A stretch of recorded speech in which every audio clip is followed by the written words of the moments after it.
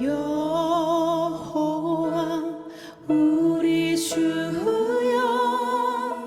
주의 이름이 온 땅에 어찌 그리 아름다운지요, 어찌 그리 아름다운지요. 여호와 우리 주여, 주의 이름이 온 땅에 어찌 그리 아름다운지요, 어찌 그리 아름다운지요.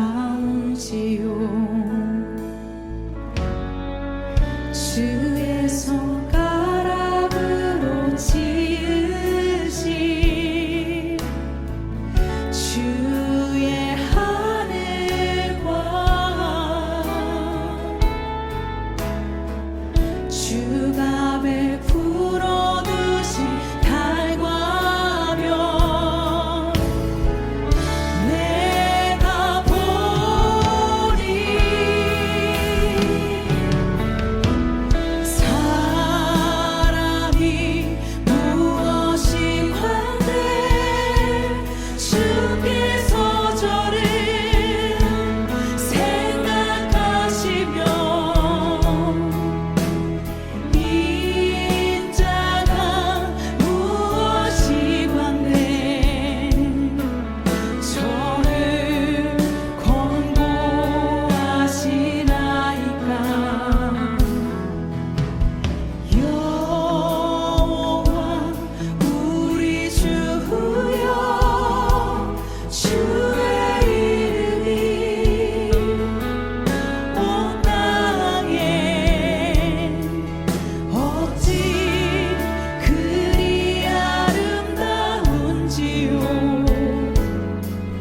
어찌 그리 아름다운지요.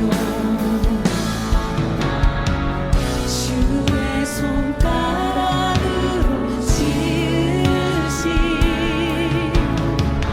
주의 하늘과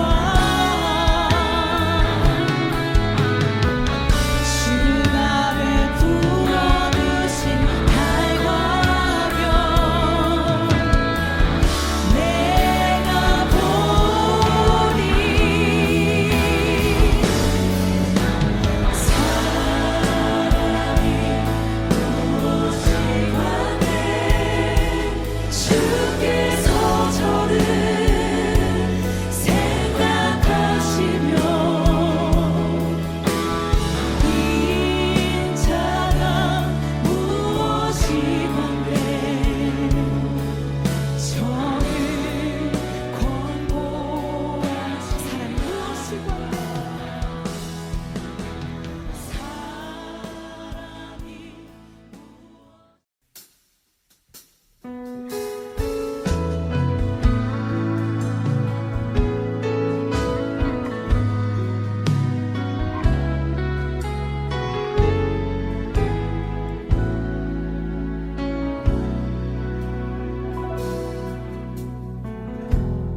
따스한 성령님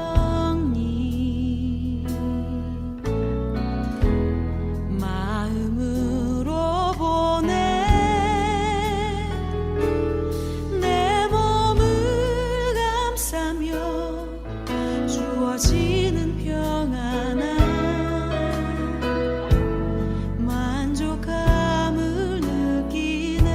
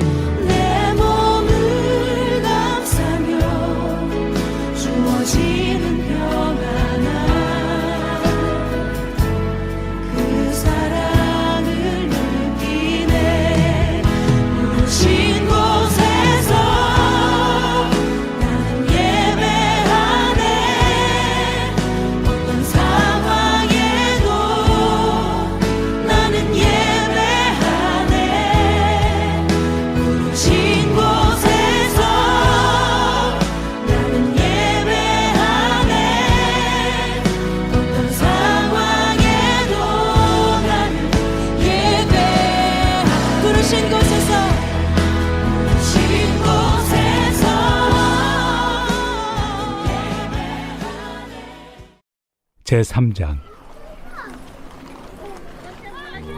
이러므로 그리스도 예수의 일로 너희 이방인을 위하여 갇힌 자 된 나 바울이 말하거니와 너희를 위하여 내게 주신 하나님의 그 은혜의 경륜을 너희가 들었을 터이라. 곧 계시로 내게 비밀을 알게 하신 것은 내가 먼저 간단히 기록함과 같으니 그것을 읽으면 내가 그리스도의 비밀을 깨달은 것을 너희가 알 수 있으리라. 이제 그의 거룩한 사도들과 선지자들에게 성령으로 나타내신 것 같이 다른 세대에서는 사람의 아들들에게 알리지 아니하셨으니 이는 이방인들이 복음으로 말미암아 그리스도 예수 안에서 함께 상속자가 되고 함께 지체가 되고 함께 약속에 참여하는 자가 됨이라. 이 복음을 위하여 그의 능력이 역사하시는 대로 내게 주신 하나님의 은혜의 선물을 따라 내가 일꾼이 되었노라. 모든 성도 중에 지극히 작은 자보다 더 작은 나에게 이 은혜를 주신 것은 측량할 수 없는 그리스도의 풍성함을 이방인에게 전하게 하시고 영원부터 만물을 창조하신 하나님 속에 감춰졌던 비밀의 경륜이 어떠한 것을 드러내게 하려 하심이라. 이는 이제 교회로 말미암아 하늘에 있는 통치자들과 권세들에게 하나님의 각종 지혜를 알게 하려 하심이니 곧 영원부터 우리 주 그리스도 예수 안에서 예정하신 뜻대로 하신 것이라. 우리가 그 안에서 그를 믿음으로 말미암아 담대함과 확신을 가지고 하나님께 나아감을 얻느니라. 그러므로 너희에게 구하노니 너희를 위한 나의 여러 환난에 대하여 낙심하지 말라. 이는 너희의 영광이니라. 오늘 본문 말씀은 에베소서 3장 1절에서 13절 말씀입니다. 오늘의 본문 3장 1절에서 그러므로 라고 시작하고 있습니다. 에베소서 2장에서 이방 사람과 유대 사람 모두 그리스도를 통하여 한 성령 안에서 아버지께 나아가게 되었고 그리스도 안에서 자라나 성전으로 지어져 간다는 비전에 대해서 이야기를 했습니다. 3장 1절에서 그러므로 라고 한 것은 이 비전으로 인해 라고 해석됩니다. 이 비전에 의해 바울은 이방인을 위한 사도가 되었고 예수의 일을 하다 지금은 감옥에 갇힌 몸이 되었다고 시작하고 있습니다. 2절에서 좀 어려운 단어가 있습니다. 하나님의 은혜의 경륜. 경륜의 뜻을 좀 이해할 필요가 있습니다. 경륜의 사전적 의미는 일정한 포부를 가지고 일을 조직적으로 계획하는 것입니다. 개정개혁에서는 경륜이라 번역되어 있고 우리말 번역에서는 직분이라고 번역하고 또 NIV에서는 stewardship, 청직이라고 번역하고 있습니다. 헬라어에서는 오이코노미아라는 단어가 사용되었다고 합니다. 오이코스, 어디에서 많이 들어봤던 단어 같아 보입니다. 오이코스는 아시는 것처럼 집, 가정 혹은 기업도 될 수 있고 하나님의 큰 관점에서는 집은 세상이 될 수 있습니다. 노미아는 할당하다, 관리하다 혹은 다스리다 라는 뜻에서 나왔다고 합니다. 그래서 이 두 단어를 조합하면 집을 다스리다, 집을 다스림이라는 의미가 됩니다. 하나님의 은혜의 경륜이라고 하면 하나님이 세상을 움직이고 관리하거나 다스리던 행위, 다른 말로 하면 하나님께서 하나님의 집인 세상을 치밀하게 계획하시고 경영하시던 행위라고 이야기할 수 있습니다. 2절을 조금 풀어 이해하면 하나님이 세상을 계획하고 관리하시듯이 하나님이 바울에게 이방인들을 위해서 일을 할 수 있도록 계획하고 관리하는 능력을 주셨는데 여러분이 그것을 들었을 줄 압니다 라고 할 수 있습니다. 3, 4절에서는 하나님께서 계시로 바울에게 비밀을 알려주셨고 이에 대해서는 이전에 언급되었다고 합니다. 아마 에베소서 1장 9절에서 11절 이야기를 하는 것으로 보입니다. 하나님의 신비한 뜻을 우리에게 알려주셨는데 하나님의 계획은 때가 차면 모든 것을 그리스도 안에서 유대인과 이방인들을 통일시키고 우리들을 상속자로 삼으신다는 것인데 이런 의도는 적극적 생각에서 온 것이 아니라 오래전부터 계획하고 계셨던 일이라는 것입니다. 이런 계획을 사람들에게 알리지 않으셨으나 예수님의 사역 이후 사도들과 선지자들에게 성령을 통해 나타낸 것이라고 이야기하고 있습니다. 6절에서 복음을 통해서 이방인들이 그리스도 예수 안에서 유대인들과 함께 하나님의 기업을 물려받는 상속자가 될 수 있었다고 이야기합니다. 그리고 7절에서 바울은 이 복음을 섬기는 일꾼이 되었는데 그 일꾼이 된 것은 하나님의 은혜의 선물이라고 이야기합니다. 8절에서 바울은 고백합니다. 자신은 지극히 작은 자보다 더 작은 자인데 하나님께서 은혜로 능력을 발휘해서 자신에게 이방인들을 향한 복음을 전하는 일꾼으로서의 사명을 맡기신 것이다. 9절과 11절에서 자신의 사명을 통해서 하나님께서 계획하고 계셨던 비밀의 경륜을 드러내셨다고 합니다. 비밀의 경륜을 드러낸 이유는 교회로 말미암아 지혜를 알리려 함이고 그 대상이 하늘에 있는 통치자들과 권세들이라고 했습니다. 10절이 언뜻 이해하기 쉽지 않습니다. 하늘에 있는 통치자들과 권세들이 누구를 뜻하는지가 쉽게 들어오지 않습니다. 하늘에 있는 통치자들, 권세들, 단어의 의미에서는 타락한 천사, 사탄을 뜻하는 것으로 보입니다. 또 조금 넓게 해석하면 그의 영향을 받은 세상의 통치자들까지 볼 수 있을 것 같습니다. 90절을 해석하면 하나님의 지혜, 즉 예수 그리스도를 통한 구원 사역의 비밀을 교회에 전하고 그 교회를 통해서 사탄과 그의 영향력 아래에 있는 세상의 통치자들에게까지 알게 하려 하셨다라고 할 수 있습니다. 11절과 13절에서 보면 그리스도를 통한 이방인들과 유대인들, 즉 모든 인류를 향한 구원 사역은 하나님께서 영원부터 품고 계셨던 뜻이기에 우리가 예수 그리스도 안에서 그를 믿음으로 담대함과 확신을 가지고 하나님께 나아갈 수 있다.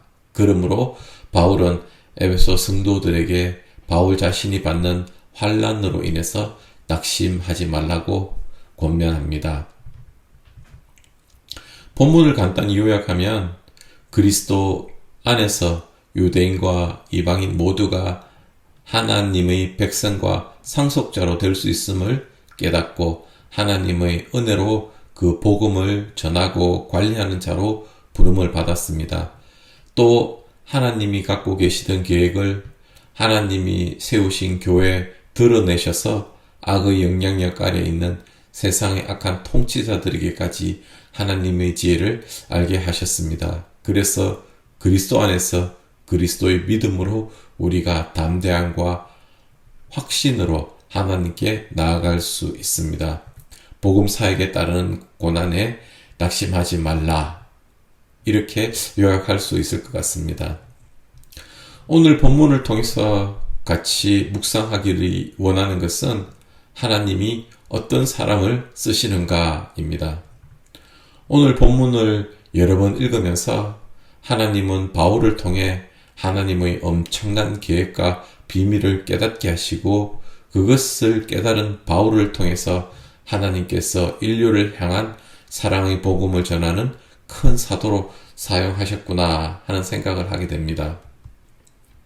또 한편 바울의 고백들을 통해서 하나님은 진심으로 낮아진 사람을 쓰신다는 것을 다시 한번 보게 됩니다. 본문 8절에 모든 성도 중에 지극히 작은 자보다 더 작은 나에게 라고 바울은 자신을 표현합니다. 정말 낮아진 바울의 마음가짐을 볼 수 있습니다. 사도행전 22장에서 바울은 자신이 유대인으로 태어났고 예루살렘에서 자라 가말리아의 문화의 정통 바리새인으로 율법의 엄한 교훈을 받았다고 고백했습니다. 그리고 그는 공무수행으로 그리스도인들을 그리고 교회의 핍박자였습니다. 학문적으로 뛰어났고 사회적 위치 또한 리드그룹에 속한다고 할 수 있습니다. 내가 가말리엘 문화에서 공부한 사람인데, 내가 최고의 율법 지식인인데 라는 의식이 그에게 있었더라면 하나님의 사역을 감당하지 못했을 뿐더러 하나님께서 그를 부르시지도 않았을 것입니다. 예수를 만나고 모든 면에서 자신을 내려놓았기 때문에 사도로서 부르심을 받을 수 있었을 것이라 생각합니다. 그는 하나님께서 주신 사역을 감당하면 감당할수록 더욱 주 예수 앞에 자신을 더 낮춰간 것은 아닌가 생각해 봅니다. 오늘 본문 1절에 갇힌 자 된 나 바울이라고 번역되어 있는 부분, 영어 NIV 버전으로 보면 Paul the prisoner, 죄수라고 이야기합니다. 사회적으로 보면 바울의 지위는 더 낮아질 수 없을 그런 위치에 있습니다. 비참할 만한 위치에 처해 있습니다. 그러나 사역으로 인해 처한 비참할 만한 처지에 있는 바울은 하나님께 불평을 이야기할 만한데 13절 오히려 에베소 교회 성도들을 향해 자신이 당하는 환난에 대하여 낙심하지 말라, 이는 너희의 영광이다 라고 격려를 하고 있습니다. 그는 하나님의 사역을 함에 있어 소명에 대한 확신이 있었습니다. 하나님은 애굽에서 이스라엘 민족을 이끌어낼 사람으로 모세를 부르셨습니다. 하나님이 모세를 부르셨을 때 그의 나이는 80이었습니다. 애굽의 왕자로 있을 때 혹은 그가 젊은 시절 힘과 패기가 있을 때 부르지 않으셨습니다. 미디안으로 도망하여 망명의 40년을 보낸 이후 황혼을 넘어 인생의 말년을 바라보고 육체적으로도 힘이 없던 그런 모세를 부르셨습니다. 하나님은 다윗을 부르셨을 때 그는 이새의 막내 아들로 아버지로부터 인정받지 못했을 때였고 모두가 하찮게 생각했던 목동의 일을 할 때였습니다. 예수님의 제자들은 어떠했습니까? 어느 누구 하나 사회적으로 높은 지위에 있던 사람은 없었습니다. 평범한 사람들이었고 평범한 사람들보다 더 낮게 바라보던 사람들이었습니다. 바울, 모세, 다윗, 예수님의 제자들, 이들의 공통점은 인간적 관점에서 볼 때 사회적 위치나 직분이 가장 떨어졌을 때 하나님을 만나고 그의 초청에 응한 사람들이었습니다. 하나님은 가장 낮아진 사람들을 통해서 엄청난 하나님의 역사를 이루어 가셨습니다. 혹시 지금 인생에 있어서 이보다 더 낮은 곳으로 내려갈 곳이 없다고 생각되시는 분 계실지 모르겠습니다. 그렇습니다. 하나님은 그런 분들에게 찾아가서 같이 하자고 하십니다. 하나님께서 함께 하자고 부르실 때 그의 반응에 응하시는 여러분 되시길 소망합니다. 그 반응에 응할 때 세상 가운데서 하나님의 통치를 경험하고 그 경험한 복음을 전하는 귀한 사역자로 세워질 것이라 확신합니다. 우리 나눈 말씀을 가지고 함께 기도하겠습니다. 하나님께 감사의 기도를 같이 드리겠습니다.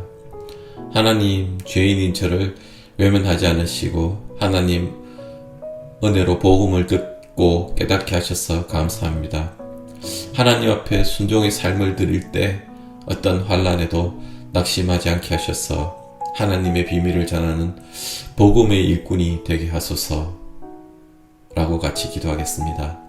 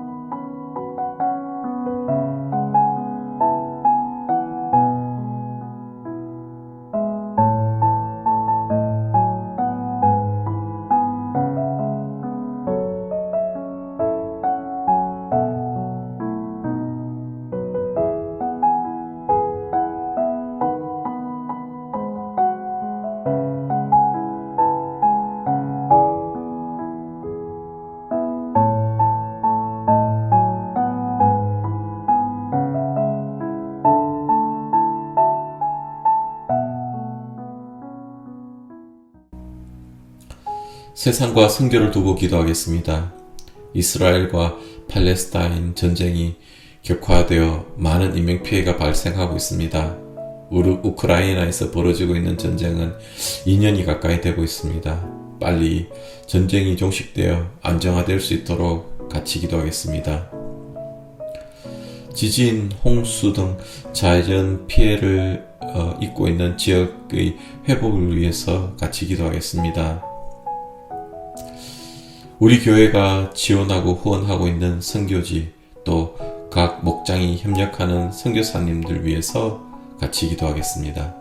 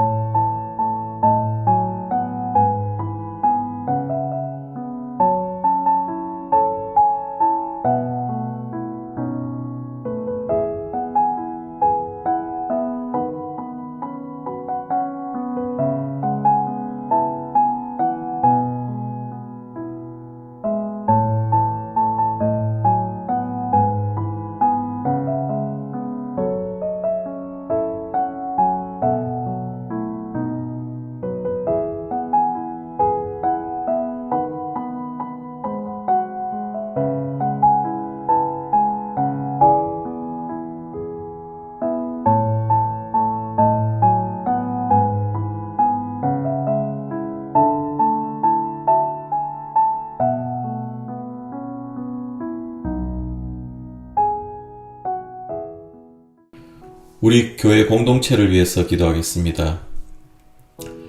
V24 건축이 순조롭게 잘 진행될 수 있도록 기도하겠습니다. 건축 설계, 시청의 허가 과정, 건축을 위한 재정 모금, 이 모든 과정이 원만하게 진행될 수 있도록 무엇보다 교회가 하나 되어 기도하는 가운데 건축이 완공되고 또 하나님께 영광을 올려드릴 수 있기를 간구하며 기도드리겠습니다. 연약함 가운데 계시는 교우님들을 위해서 기도하겠습니다. 항암 치료 가운데 또 육체 연약한 가운데 계신 여러 교우님들, 영적, 심적 어려운 가운데 계신 성도님들 회복 가운데 하나님 함께 해달라고 간절히 기도하겠습니다.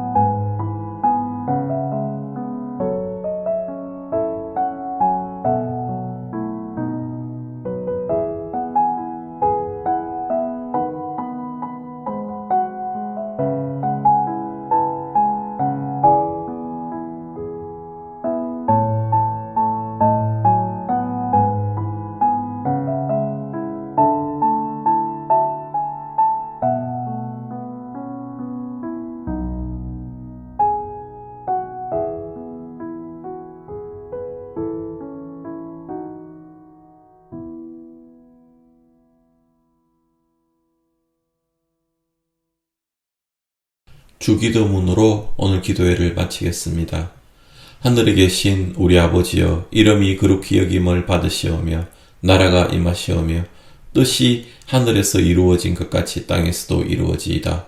오늘 우리에게 일용할 양식을 주시옵고 우리가 우리에게 죄 지은 자를 사하여 준 것 같이 우리의 죄를 사하여 주시옵고 우리를 시험에 들게 하지 마시옵고 다만 악에서 구하시옵소서. 나라와 권세와 영광이 아버지께 영원히 있사옵나이다. 아멘.